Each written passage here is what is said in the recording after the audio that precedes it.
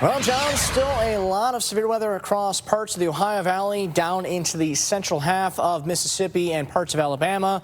Things are starting to wind down, as you mentioned, but still a little bit of active weather to at least contend with for the next several hours. We have a severe thunderstorm watch, which was just issued about an hour ago for our communities around the Route 30 corridor. Does not include Wayne County, but does include Stark, Tuscarawas, Holmes County, as well as Carroll County. This goes for about 3 a.m. on Monday morning, so a good 4 more hours before we do see this expire. A line of showers and storms, which has been basically severe ever since it entered southwestern Ohio over the last couple of hours, continues to churn, bringing that potential for some damaging winds, especially some frequent lightning, and still maybe a little bit of large hail potential outside of most of our viewing area as we speak. So the areas of concern right now, essentially Coshocton County towards Muskingum County late this evening, but no real threat for at least warnings at the moment for greater Cleveland, parts of at least Sandusky towards our western communities. No warnings as of right now. There could be potentially a severe thunderstorm warning for the rest of this evening, but things are starting to wind down as the instability is kind of lacking, which is some good news.